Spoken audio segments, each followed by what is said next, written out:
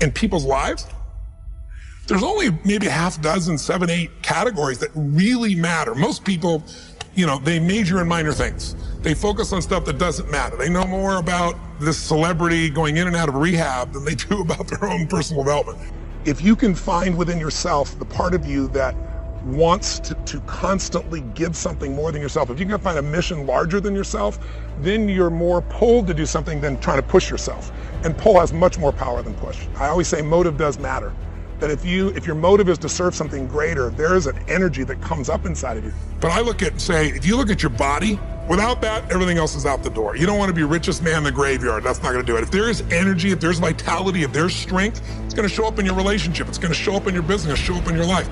That's an area you got to master. You can't dabble. It's too important.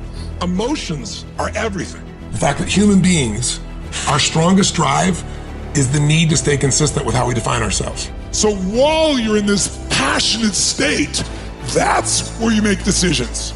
I became Mr. Solution because I wanted to help everybody. So I was this little fat guy and I couldn't lose weight and I lost weight. And all my buddies are like, how'd you do that? And I said, well, here's what I did. And they lost weight and then we all got girls. And that led to, as a young kid, that led to where, if you had a problem, I was Mr. Solution, especially if you're a girl, I was more motivated to help you. So the breakthrough was really understanding the power of compressing decades into days. And if someone has spent decades of their life and they compress it into a book, and you can read it in an hour or a few days, you have such an advantage, because when you learn by your own experience, it's painful and it's slow. When you learn by other people's experience, everybody knows in the financial world, other people's money is leverage, right? Well, other people's experience is more powerful than other people's money, because you can have the money and lose it. But if you get the experience, you can change it all. So I think that was the beginning for me, and it set me on a lifelong path of hunger. I've never lost my hunger. So if you want to change your life, my friends, you got to change your physiology and you got to change your focus. But think about it. Lasting change is different than a goal. You don't always get your goals, but you always get your standards. But when you decide something is a must for you, an absolute must, when you cut off any possible, you say, I'm going to find the way or I'm going to make the way. Human beings, when they resolve things, when they make a real resolution inside themselves, which is they raise the standard, they make it a must, they find the way. I'd like to ask you to take a look at any place you've got a limitation and ask yourself, when did I decide to accept that limitation? And you may not even see it as a limitation. You might see it as just that's who I am. But so often in our lives, we've adapted to be a certain way so that we don't fail or so that people will like us or respect us, but it's not necessarily who we are.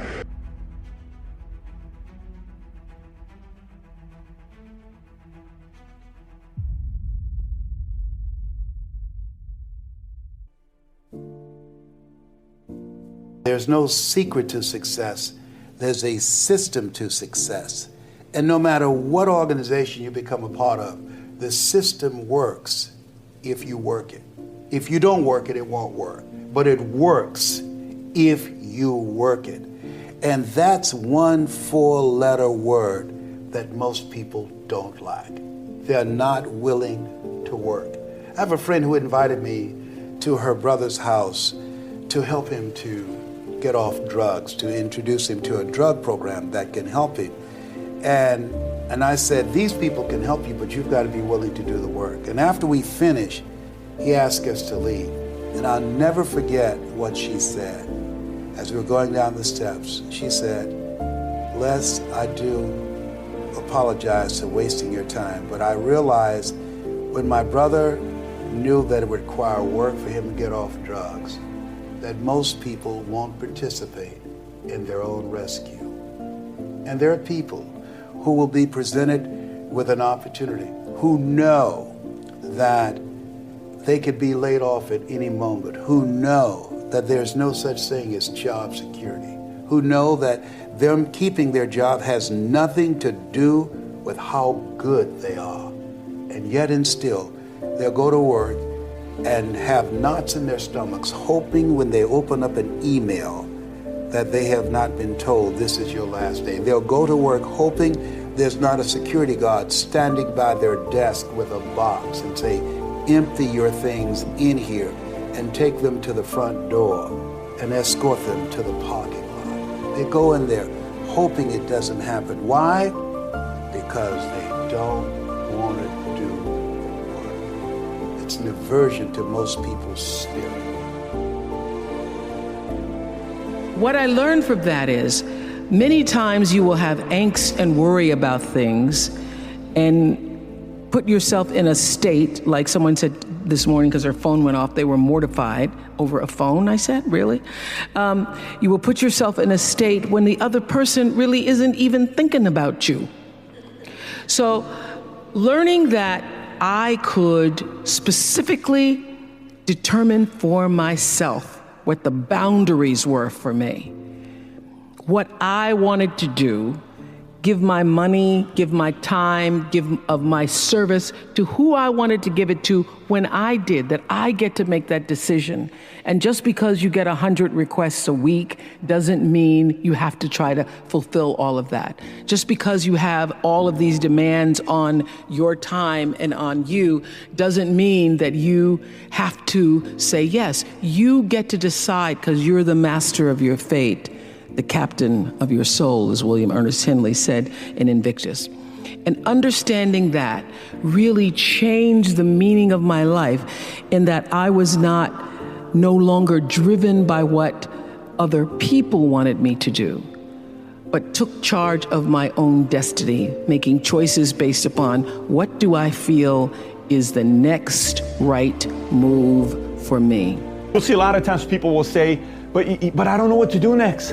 I just don't know. I don't know what to do. How do I learn how to do this? Who's going to teach me? I don't have a mentor. I don't have money. I don't have this. Look, today we have access to more resources than we've ever had in our lives. How to do anything. Blogs, vlogs, YouTube. There is so much access to resources that we don't need to act helpless. We act like victims, but it's not my fault. She did it. It's my mom. You don't saw my dad. My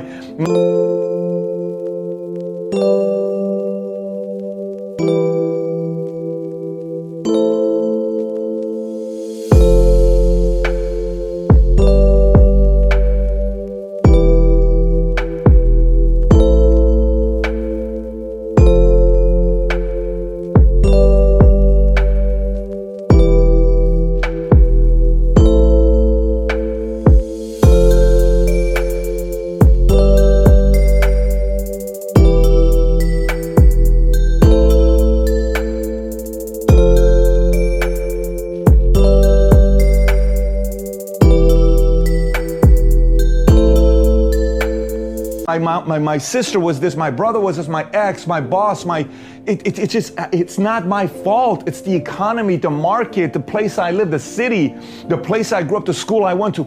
Everything is somebody else's fault. Effort has to be incisive in the sense, it should be focused, calibrated. Simply if you make effort, it's foolish effort, isn't it? Just labor is not going to get you somewhere. Right kind of action, the right timing, right place, all this is important, isn't it? So, for all these things to happen, you need perception and intelligence. So that's all you must do in your life. Constantly looking for ways to enhance your perception and your intelligence. The rest will anyway happen. This is one thing that unfortunately humanity is not doing. They're trying to become capable of something.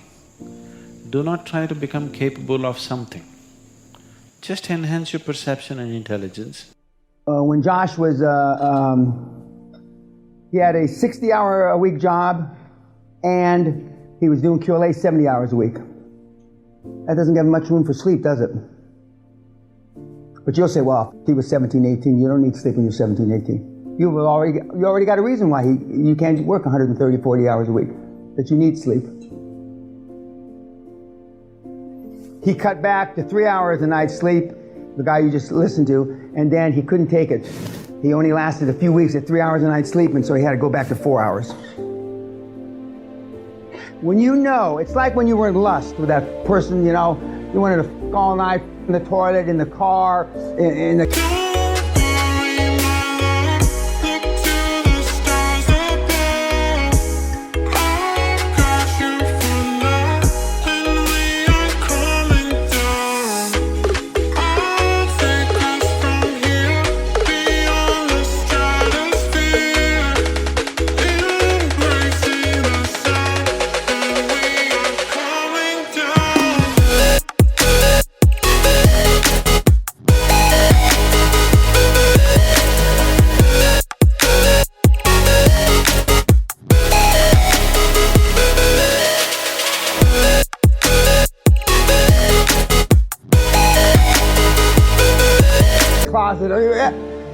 When you figure out that every hour you sleep you're not making money, you'll never sleep again.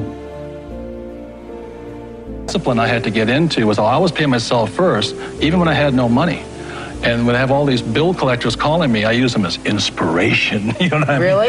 Oh, when they're hounding, the government's hounding you, bill collectors calling, because I've been broke, so I can understand what it feels like to be broke.